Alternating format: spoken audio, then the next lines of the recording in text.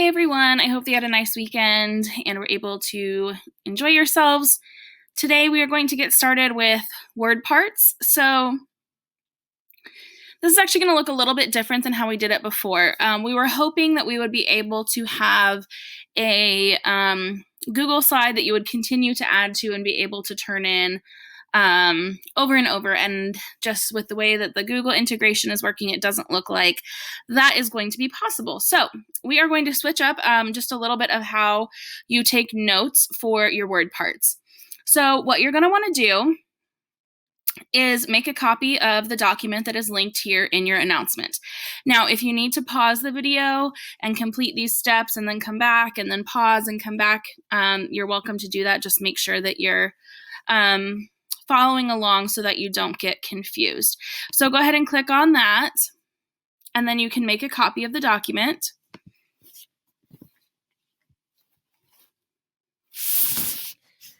Okay, and if you want to change, your title up here, you're welcome to. But the first thing that we want to do is move this into your English 1 folder. Now, as a reminder, you do that up here at the top. You have your title, you have a star, and then you have the move icon, and it looks like this. It's this little envelope or a folder. So go ahead and click on that. And then wherever it currently is stored, just go ahead and click this back arrow until you get all the way back and you can't go any further.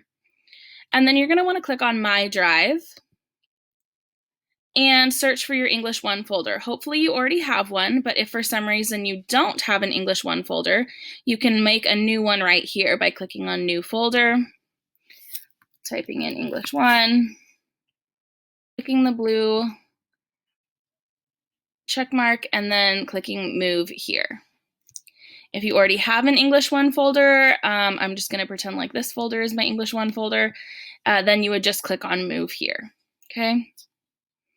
So make sure that you move your chart into your own folder. That way, in a couple of weeks when we come back to this, you'll be able to find it and add to it. Now, what you're going to do is I'm going to put up the presentation and you will copy and copy down the different word parts, their definitions, and then their sample words. So I'm going to use an example just from last week. Or a couple weeks ago. So we had auto, and that meant self. And then our sample words were autobiography, autocracy, and automaton. Okay, so that's what it'll look like. You'll just have your word part, your definition, and your sample words. Okay, and again, as we're going through this, feel free to stop and pause the video to copy things down as you need to. So we actually have 5 words for this week. Okay, our first one is a prefix, and it is hyper. And hyper means over. So anytime that you see a word that has hyper as the prefix, you can assume that it's going to mean over or an excessive amount. So hyperextend, right? That's when you overextend something. So if you've ever heard of someone like hyperextending their knee or something like that, they have overextended it. Hyperactive, this is a word that we use to describe usually a person, right? When they're just being really, really, really energetic and just too active. And a hyperdrive is like overdrive, right? So if you think about, I don't know, someone going into hyperdrive, you're thinking about them like speeding along, right? They're going over what's normal. So feel free to pause the video if you need to and copy these down into your notes table. The next one is another prefix, and there's actually several prefixes that all fall under this same category, so you'll want to make sure that you copy all of these down. In, ill, ear, im, and ig. And all of these mean not. And we group them together because it is a very similar prefix type, right? The I and then a consonant. So you'll see this in words like invariably, which was one of our vocab words from Most Dangerous Game, right? So if you think about something that varies, it means that it changes. So if you say invariably, you're saying that it is not changing. Illegible means that you cannot read it. Okay, so ill meaning not, legible meaning like able to read. Irregular meaning not regular. Impossible meaning not possible. And ignoble meaning not noble. Okay, so you can see how all of these different prefixes, they mean the same thing. They just depends on what the root word is that they are paired with, which one you use, whether it would be in, ill, ear, im, or ig. But if you see words that start with these, you can assume that it's going to mean not something, whatever the rest of the word means. So again, feel free to pause if you need to before moving on to the next one. Our next is a root word, and it's bene, and this means good. So some example words would be benediction, which is like a good word. Benevolent, right, which is like a good, like if you describe someone as being benevolent, they are good and caring and bestow good upon other people. Benefactor, this would be someone, typically you hear about this in terms of like finances, right? Like if someone is a benefactor, they are donating money, but so they are giving good, right? They are doing good through typically donation of money. But so if you see bene as a root word, you're typically going to know that it has something to do with goodness. Like think about the word benefit, beneficial, right? Those are good things. Pause if you need to. Our next is ped and pod. So again, just like we had with the ill, ear, im, etc., these can be used sort of interchangeably depending on the root, the rest of the root word that, or I'm sorry, with the I can't even talk, with the suffix that is associated with them or the prefix that is with them. So ped and pod both mean foot. So a podiatrist is a doctor who works on feet. Then if you think about the word pedestrian, right, that is someone who is walking on foot. Or if you think about pedal, that is something that you push with your foot. So ped and pod, you have probably seen them pretty frequently, even if you didn't realize it, and they mean foot.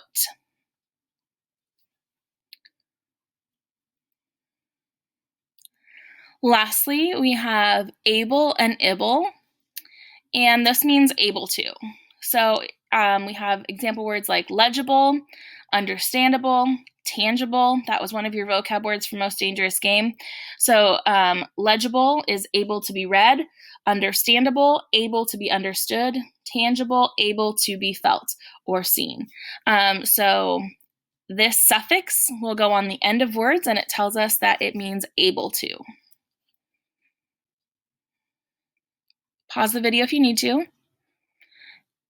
Make sure that you have all of those copied down. We will be making a Quizlet with them next class period, but for today, all you have to do is copy down those words, definitions, and example words.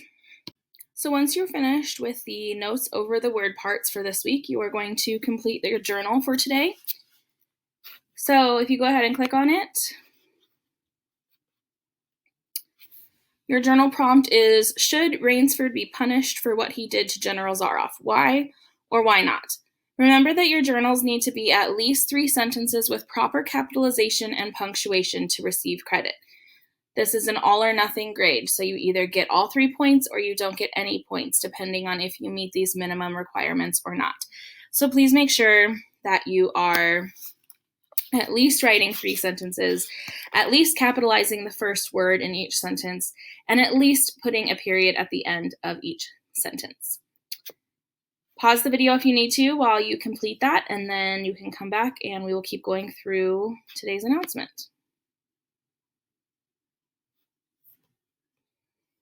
The next thing that we're going to do is just take a few minutes to make sure that you have your Most Dangerous Game questions turned in.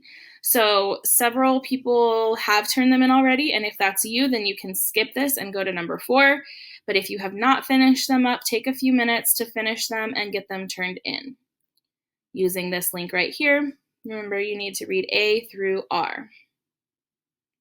Well, you need to read the whole story, but you need to answer A through R. Again, pause the video if you need to and come back when you're ready to move on. Next, you're going to use this link to review for the quiz, and this is a review that you can complete as many times as you would like. It's a quizzes review. If you've never done quizzes before, it's pretty simple, works a lot like Kahoot, but you can play it on your own. So it will display questions for you. You can just hit start game.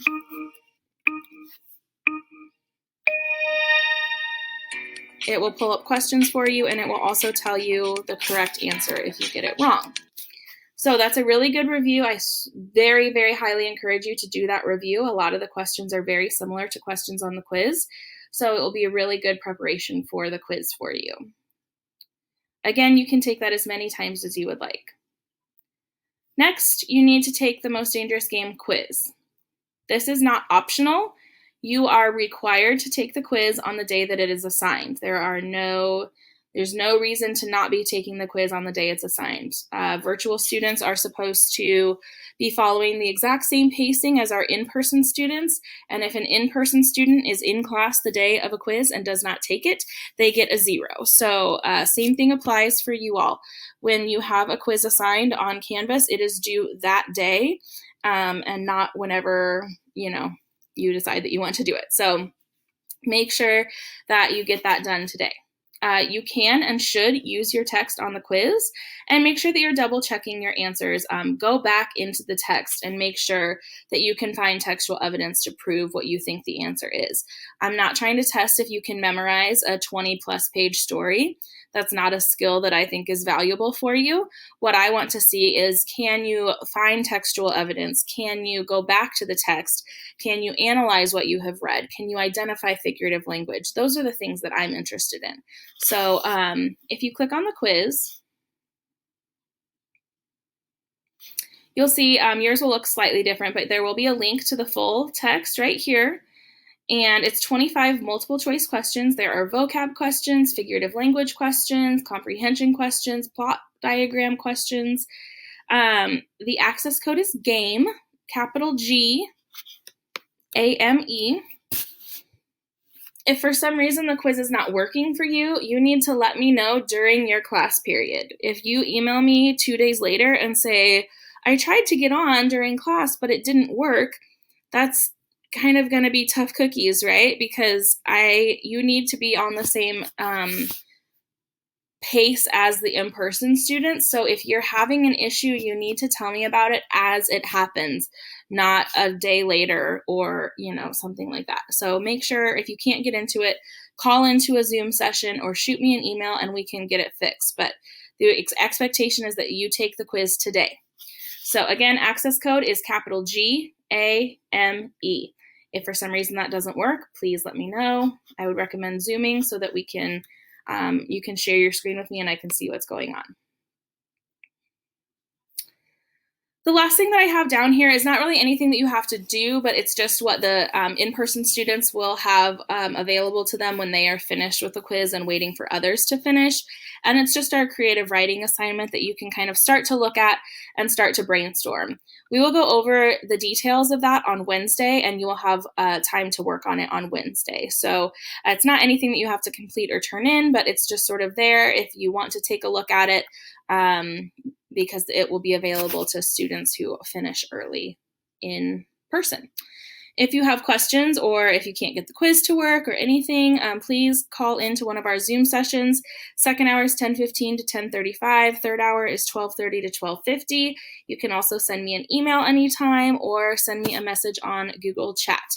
I hope that you all have a wonderful rest of your day, and I will talk to you on Wednesday.